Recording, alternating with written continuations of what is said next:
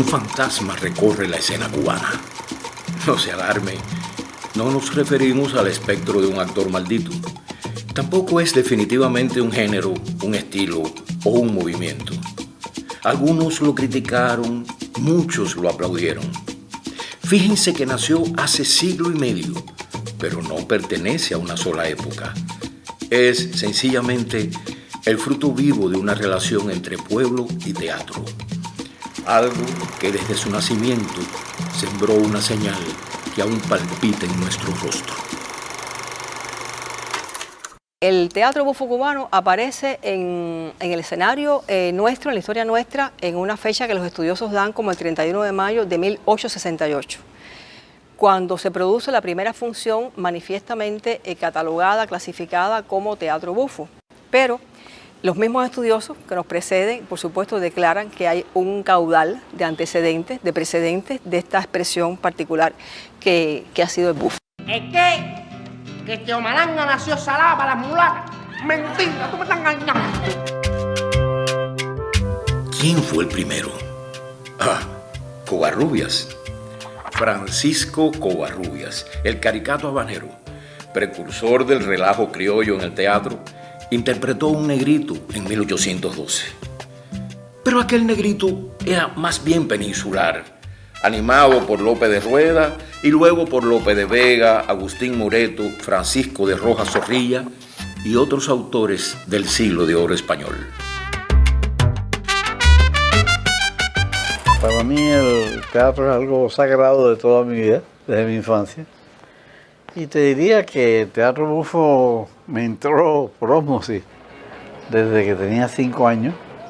Había una señora que se llamaba Francisqueta Vallarta. Estaba preparando una revista musical. Ella me había oído que yo cantaba en el restaurante del hotel y le propuso a mi mamá que yo trabajara con ella. De repente me vi debutando en el Teatro Riviera, en el Cine Riviera, ahí en 23 de GIH, que era el teatro más cercano a donde estábamos. Y debuté bailando y cantando pintado de negrito el Mancuntibiri. ¡Mancuntibiri! ¡El negrito Mancuntibiri!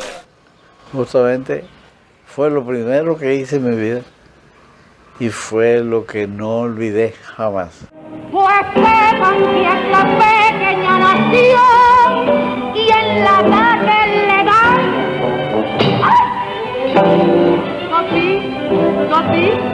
toca, dame la patita, la comida. Y hoy, como en el Octavio, vamos a ver un homenaje que le hacen a los sobrevivientes del Teatro Alhambra en el auditorio. Ahí estaban todos, Candita Quintana, estaba Blanquita Becerra, Alicia Rico, estaba María Sol. Te recuerdo que de repente Blanquita Becerra se asoma a uno de los palcos, que estaba ahí ella recibiendo el homenaje. De repente se levanta y se...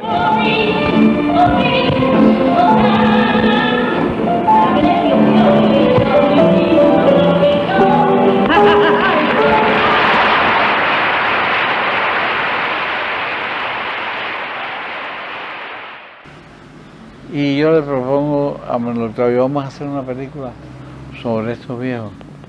Señor Octavio, sí, vamos. Y empezamos a trabajar e investigar. Pero Manuel Octavio se fue por el camino del documental. Y bueno, hizo un documental maravilloso, que se llama Cuentos de la Alhambra, maravilloso. Pero yo le dije a Manuel Octavio, lo mío es la ficción. Yo realmente lo que quiero hacer es una ficción con esto.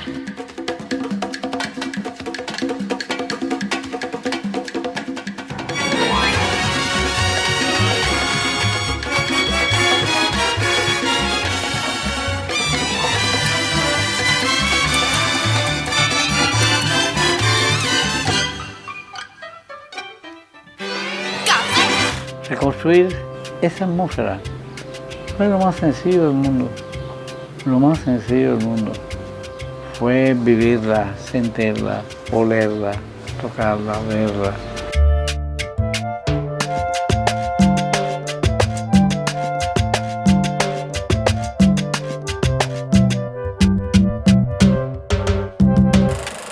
Covarrubias es un antecedente del teatro bufo cubano, pero a la misma vez hay otro fenómeno. Está Creto Gangá, es decir, Bartolomé Crespo Borbón, un español que viene a Cuba y que empieza a producir obras a partir de un personaje que es un negrito, bozal, que habla en este tipo de lenguaje. Él además no solamente llevó el personaje al mundo de la dramática, sino también al mundo de la crónica. En su pieza teatral, escuchen bien este título, La boda de Pancha Jutía con Canuto Raspadura, los protagonistas hablan así. Pancha, mi corazón, hambre tené yo de vete, porque yo, mira, purete, que va a morir de fricción. ¿Qué tú estás diciendo, Cañuto? ¿Tú estás borracho o tú estás loco? ¿Qué tenés tú, Ah, ¿qué tenés yo, Pancha? Unos sofocos que pa' nada tengo gusto. Ah, Pancha, yo va a morir, te lo dice fromamente. Mira cómo está caliente, Cayuca. Téntame aquí, téntame aquí. El momento de finales del siglo XIX, donde aparece el bufo, con estas compañías que rápidamente proliferan, porque además hay un público que está apoyándolos, que está realmente entusiasmado con el fenómeno. Hay una crítica, unos gacetilleros que están hablando del fenómeno, algunos un poquito a favor, otros un poquito en contra, pero están hablando del fenómeno de todas maneras porque el fenómeno necesita su atención. Se desata la bufomanía. En pocas semanas hay decenas de compañías vernáculas actuando en toda la isla. ¡Magnífico! ¿Eh? Puntuales como ingleses en sábado. Así me gusta. Las más exitosas, los caricatos bufos y los bufos cubanos. Pero no tiene vergüenza. Pero muchos de los que estamos aquí sí tenemos vergüenza. ¡No es verdad, señores! ¡Luego! Hay quien no la tiene. Ni buena. Ni regular. Ni mala. El que no diga conmigo, ¡viva la tierra que produce la caña! ¡Cuba libre! ¡Viva la insurrección! Nuestros primeros bufos se fueron a Bolina a raíz de la matanza del Teatro Villanueva el 22 de enero de 1869. Durante 10 largos años no habrá teatro popular.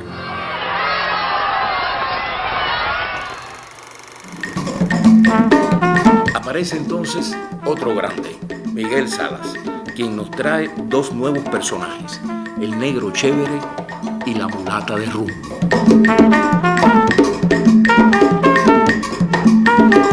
A fines del siglo XIX, otra vez en tiempos de guerra,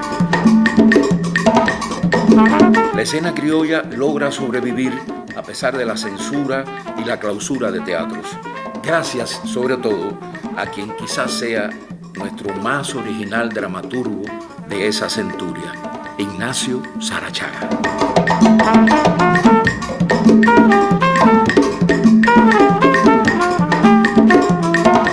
¿Qué clase de cicloncito, Hombre, ¿qué cicloncito ni cicloncito? ¡Tremenda tempestad! Era el gallego, no me pidieron otra cosa que el gallego que yo hacía, ¿no? Que yo estaba haciendo hacía tiempo ya. El gallego siempre fue como la contrafigura, aunque los dos eran figuras, pero más la contrafigura del negrito para que el negrito se luciera más precisamente, y eso había que tenerlo en cuenta. El gallego no podía irse por encima, dominar escénicamente al negrito, quizás por unos pequeños momentos, pero el negrito enseguida cogía la supremacía de la escena. Eso lo tuvimos siempre nosotros muy, muy presente en todas estas cosas que hicimos del teatro vernáculo, de la famosa trilogía, como te digo, de la mulata, el negrito y el gallego. Pues no tengo que comer, ni he pagado el alquiler. No me fue problemático, conflictivo, era lo que yo estaba haciendo normalmente siempre en el teatro bufo. Cuando se estaba filmando El hombre de éxito de Humberto Solás, él me pidió que hiciera algunos números coreográficos en la película. Pero además de eso, después resultó que también me pidió que hiciera algunas intervenciones como actor. Y entre esas intervenciones está en el final de la película el negrito o el personaje del negrito del teatro bufo, del teatro vernáculo, en un número en Tropicana. Yo no tenía experiencia en teatro vernáculo, ninguna. La formación mía era como bailarín clásico. La dinámica del cine es muy diferente a la dinámica del ballet. Y en esta película yo no tuve el tiempo físico de estudiar las características de ese personaje. Tenía algunas ideas, había visto algunas cosas, pero muy someramente. Me ayudó, por supuesto, el maquillaje, me ayudó mi experiencia en el ballet.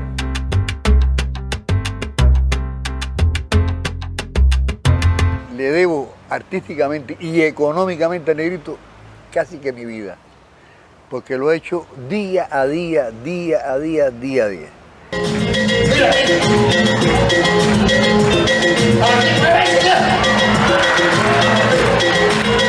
Un medio, una peseta y un peso. Un peso, un peso, un peso. Al carajo el menudo de aquí.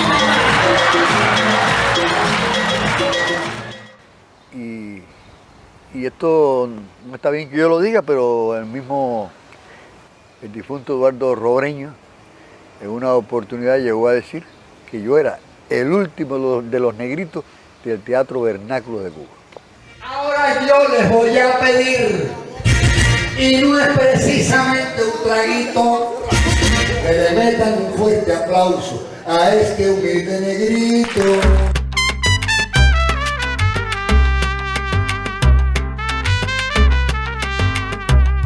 El mítico Teatro Alhambra inicia en 1900 una temporada que durará 35 años.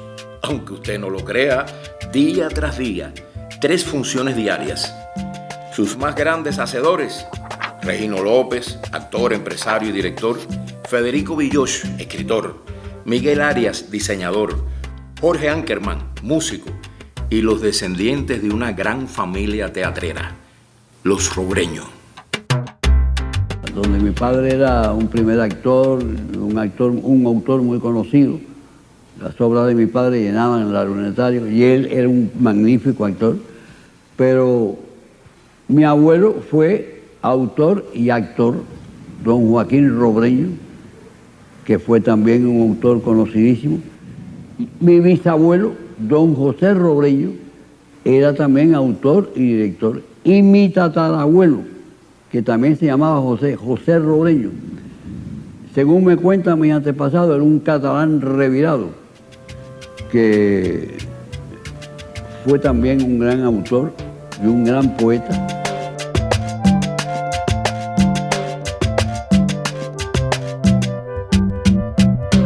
También compusieron para el Alhambra los músicos José y Manuel Maurí, José Marín Barona y Rodrigo Prats.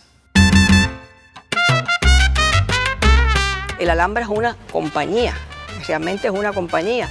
El Alhambra se impone no solamente en el gusto del público del momento, se impone en la historia cubana, porque sus empresarios usaron estrategias tan increíbles de programación que lograron opacar, como se diría, al resto de las compañías.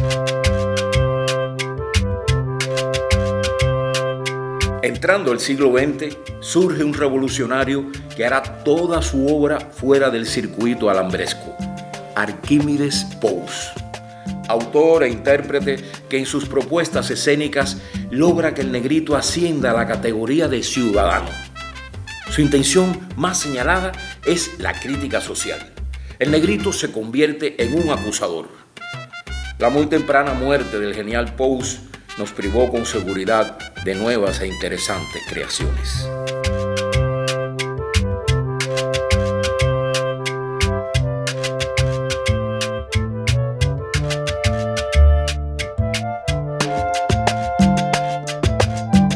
Durante la cruenta tiranía batistiana, volvemos a la censura. Solo la radio y en menor medida la naciente televisión popularizaron en todo el país a algunos de los personajes inspirados en esta tradición. Happy birthday to you.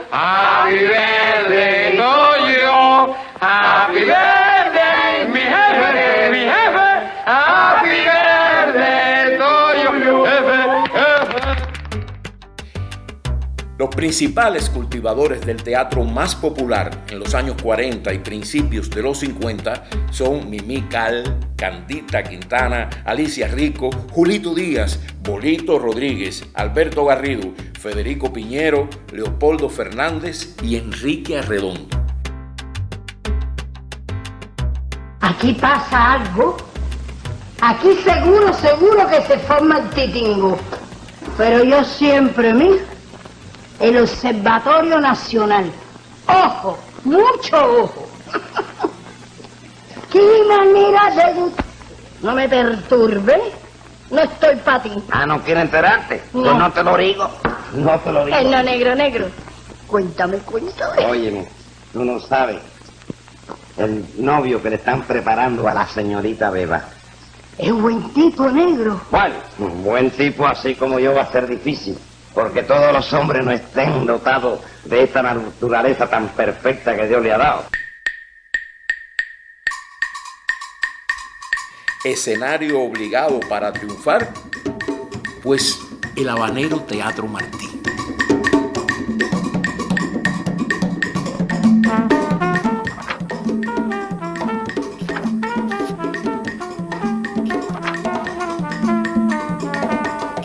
Me llama Robreño para ir al Martí, como damita joven, pero ahí la mulata oficial del Martí era Candita Quintana. Un besito. Oye, te acercaste. Te van a matar. Estaba Alicia Rico, que era divina, tremenda.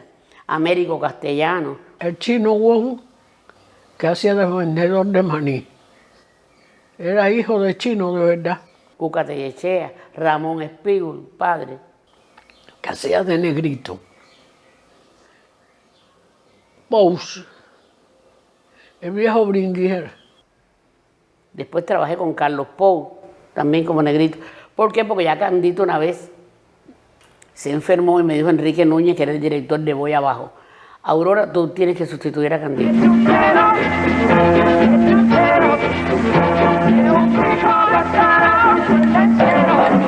Pues sustituí a Candita en Voy Abajo. Y por ahí, bueno, lo mismo hacía una damita joven que una mulata, que lo que sea. Ya estaba preparada para eso. Cantaba, actuaba y bailaba.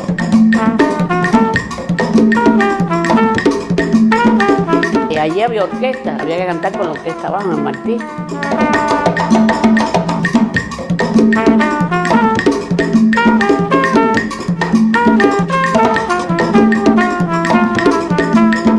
Trabajé con Carlos Montezuma, trabajé con Luis Llorón. Entonces eran mis galanes, porque yo era fácil.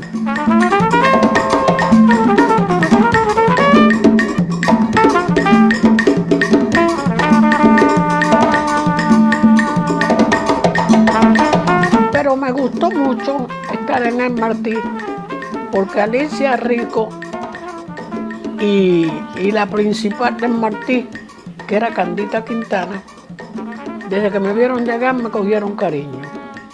Me dieron un camerino al lado de ella. Y yo le voy a decir la verdad desnuda. Óigame, y además de desnuda, ¿no podría ser palpable? Las mulatas chumpas yo las hacía muy bien y era la única. Candita Quintana y yo éramos las únicas que eran mulatas chumpas.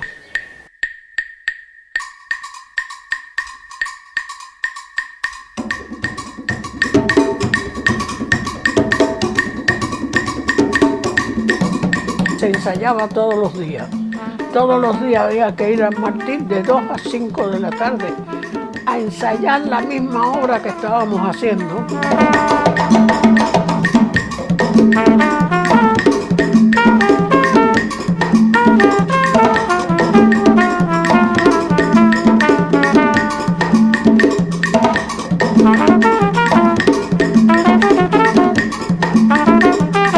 Así empecé yo. Allá había 20 y pico de actores y todos me respetaban.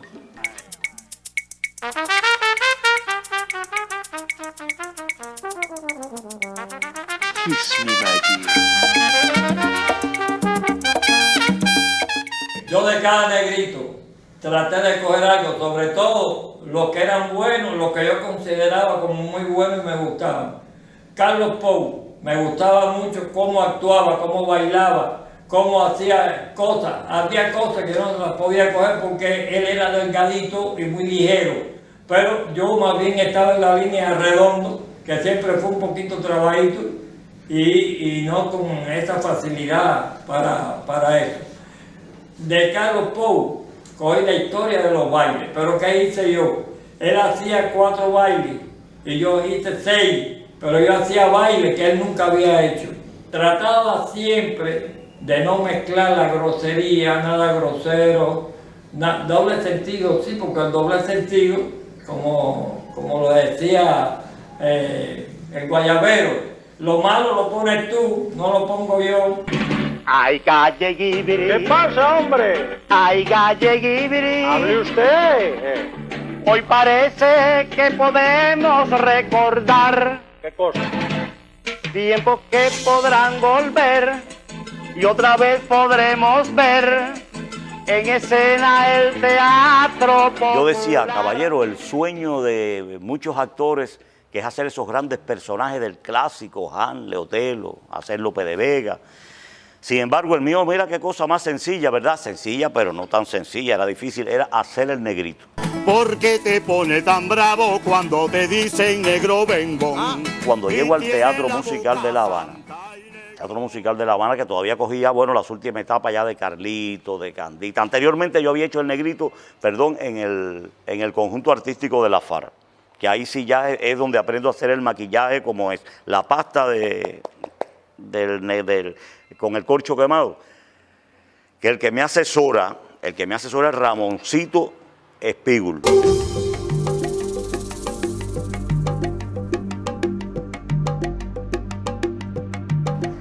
En el año 77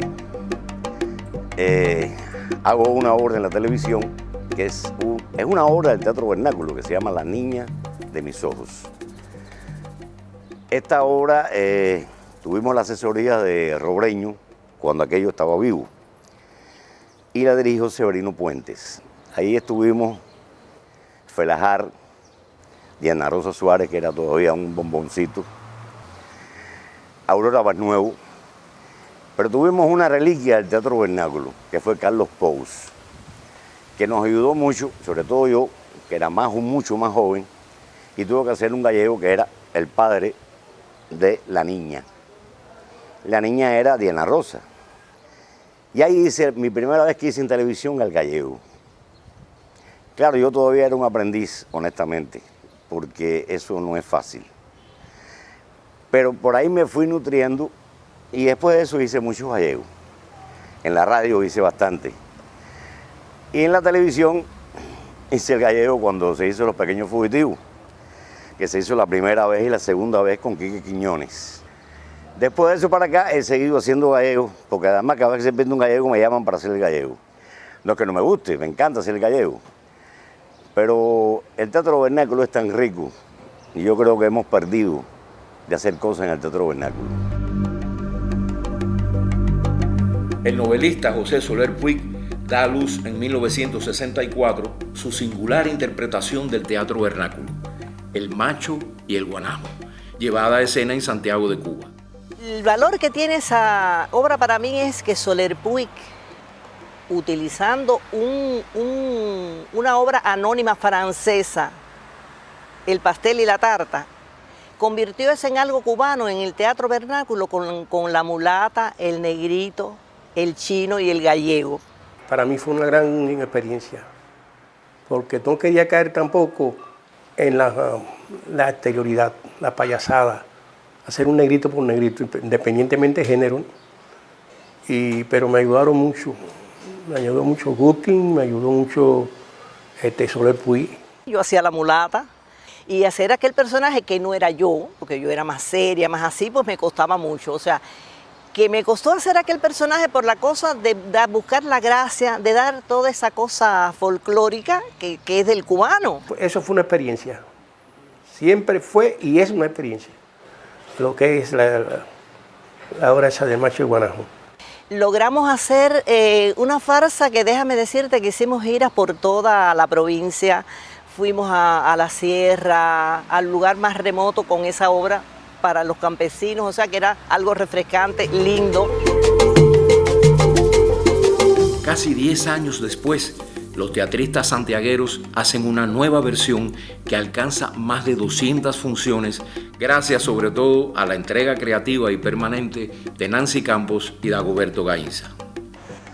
Para mí fue una experiencia única, ha sido una experiencia única.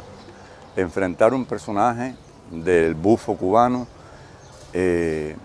ha sido para mí un orgullo y un honor haberlo hecho.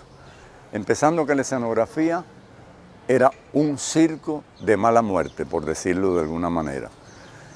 Y todo el desarrollo de la trama se efectuaba dentro de ese circo.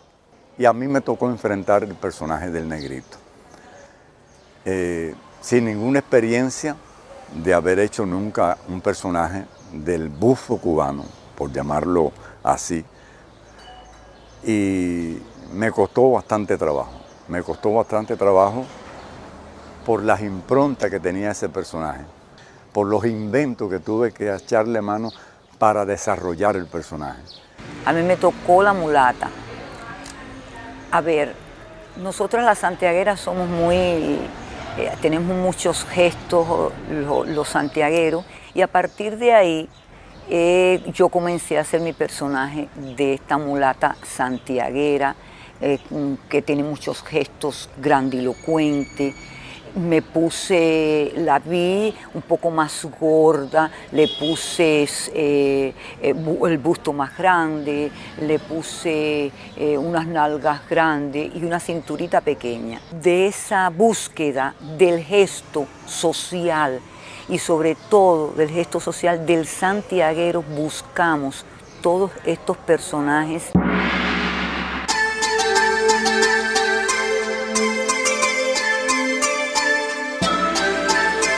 El macho yo hice el chino, claro. Yo no tenía noción, ni tenía experiencia. Yo tenía 3 años en el teatro. Entonces yo no podía hacer un chino sin referencia. Y me voy a Barracones, donde había una barbería de un chino. Y yo quería pelarme. Mentira, no podía pelarme nada. Y yo sabía que había gente y me iba. Yo di al chino, me dijo, hoy te toca pelarte a ti. Tú vienes todos los días aquí a pelarte. Yo quería oír que el chino hablaba. Y él, por fin le expliqué al chino que íbamos a hacer una obra así, que yo estaba ahí por eso. Me dice, me hubiera dicho, yo sé hasta cantar. El chino me dijo, yo sé hasta cantar. Yo no, yo en la obra no voy a cantar, ni voy a pelar. Yo voy a actuar. ¿Y qué sucede en la capital? Pues se multiplican los innovadores. Enrique Pineda Barnett lleva a la pantalla grande su exitosa Bella de la Alhambra y suben a las tablas con pupila diversa los negritos, gallegos y mulatas de Ariel Bouza, Eder Álvarez, Quique Quiñones e Iván Camelo.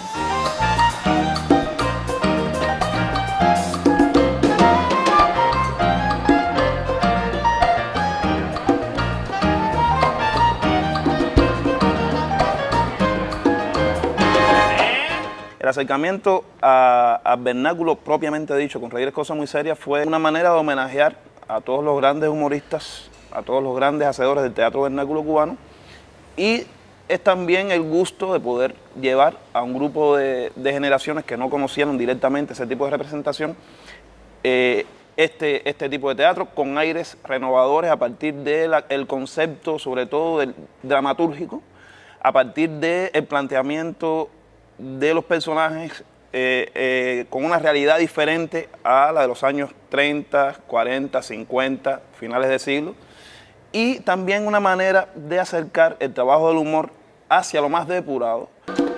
¿Qué tenemos por aquí? 4 cajas de turrones y esa pila de jabones, paquetes de detergente, 10 tubos de pasta de dientes, 15 pares de chancleta. Y en esta otra maleta un almacén ambulante ¿Para qué tanta comida? ¿Va a montar un restaurante? Por mi parte, el negrito yo creo que ya forma parte de los personajes de mi repertorio, que voy a seguir trabajando. La estructura como tal que me marcó a la hora de diseñar la obra y de diseñar el personaje fue la que se utilizó en La Bella de la Alhambra. Esta cara la conozco yo. Esa es la cara de su madre, desgraciado. ¡Gallego! ¡Galleguibili!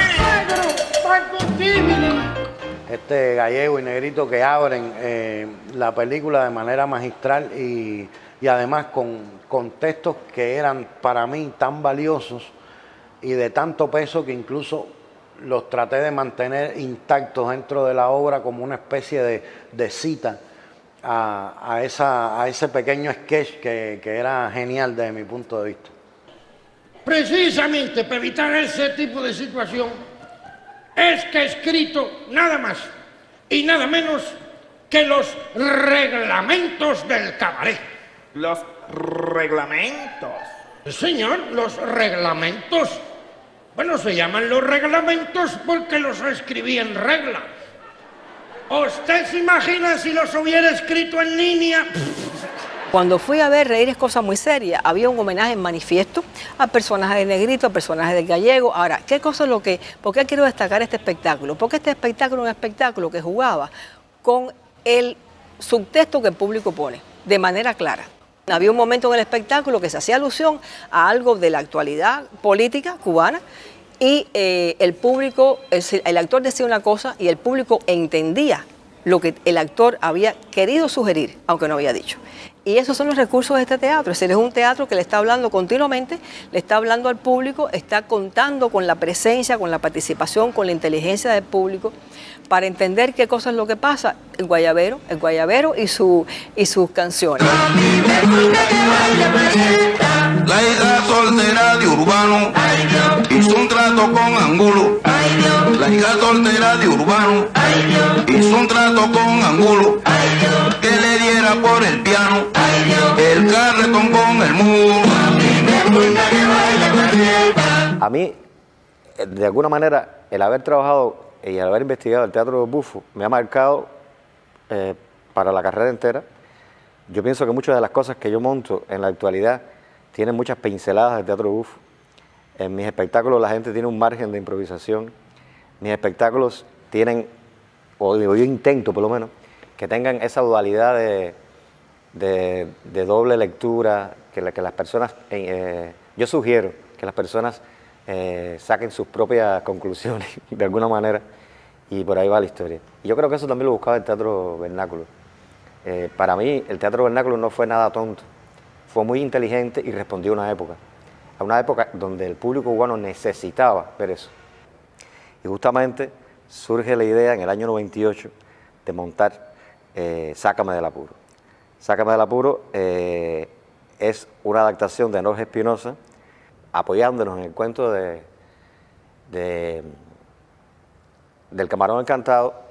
Bueno, a Masica la convertimos en la mulata Teresa, a Lopi lo convertimos en el negrito Estanislao y el Gallego era el camarón. ¿Y por qué era el camarón? Porque era el que concedía milagros. Y entonces por ahí empieza a surgir con Jorge un texto que mezcla todos estos estilos donde se improvisa, pero también donde la parte hay muchas frases del negrito catedrático, hay muchas frases líricas. Entonces hicimos una mezcla de todos estos tipos de personajes del teatro bufo que son riquísimos y que además te llevan, por suerte, y que además está en la naturaleza de todos los cubanos, a un doble sentido, una doble lectura. Yo soy el negrito pirulí, la nena me dicen siempre así, la tengo loquita, ay por mí, yo soy el negrito pirulí, goza. Un momento, maestro, pare la orquesta. Comencé a hacer el negrito con Orieta Medina, la directora de la compañía Uber de Blanc. Tuve la satisfacción que fue Robreño a verme y habló muy bien de la puesta en escena y me llamó para conversar sobre el personaje, le gustó mucho. Y ahí vamos al sótano y me ve la señora Berta Martínez, Y entonces Berta cuando me vio me dijo que me quería en Las Leandras. Yo soy el negrito pirulí, la nena me dicen siempre así. Y entonces ahí va a verme Jérôme Savary, un director francés que va a ver Las Leandras. Y cuando se acabó la obra me esperó y me dijo, yo quiero que usted trabaje en un espectáculo que voy a hacer sobre el burgués gentilhombre. Tú eres el personaje de Coviel. Me seleccionó para ser el criado en el burgués gentilhombre y ahí Bárbara Rivero hizo una adaptación donde estaba el negrito. Ellos se disfrazan en el original, en el burgués gentilhombre, de árabes, pero el francés quería que yo fuera el negrito que él vio en Las Leandras. Recuerdo que estábamos en un anfiteatro y Zinedine Zidane era el futbolista más famoso de Francia. Y recuerdo que estábamos en un anfiteatro lleno completo y yo salí con el amo y desde que salí levantando el pie y decía Ale Sisu, se paró el estadio, el anfiteatro completo. Y tuve que mandarlos a parar. De ahí para allá lo que yo formé en el burgués gentilhombre. El almendrón, mamá, se va a llevar. Ese carrito, nene, se va a llevar. Ay, suavecito, vaya, se va a llevar. Son 10 pesitos nada más, se va a llevar. En 23 me quedé, se va a llevar. La única persona que sí me acuerdo que me ayudó fue Enrique Redondo. Yo con mi negrito recuerdo a veces a Enrique Redondo, porque Enrique Redondo era muy pantalloso, ¿no? Cuando hacía, tiene una virtud grande que yo creo que nadie todavía lo ha dicho, y es que logró hacer el negrito de blanco. Yo oye lo que te voy a decir, lo voy a poner a 20 millas de aquí. Tengo la muñeca hoy, yo cuando como carne asada me descompongo.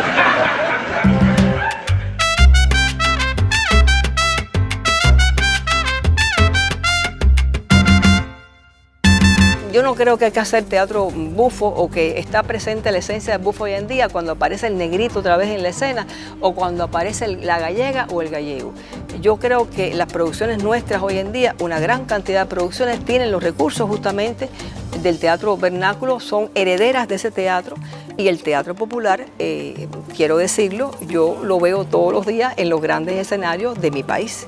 Entonces, tanto en el teatro para niños como en el teatro para adultos.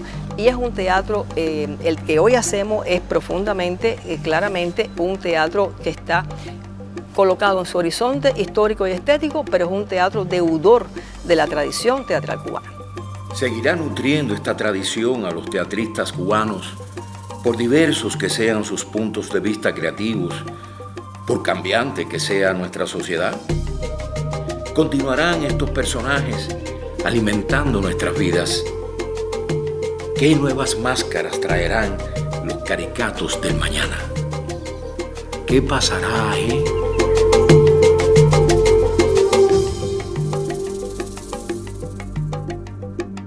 Quiéreme mucho, dulce amor mío,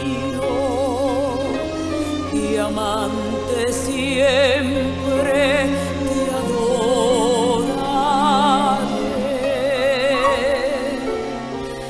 Yo con tus besos y tus caricias, mis sufrimientos acallaré.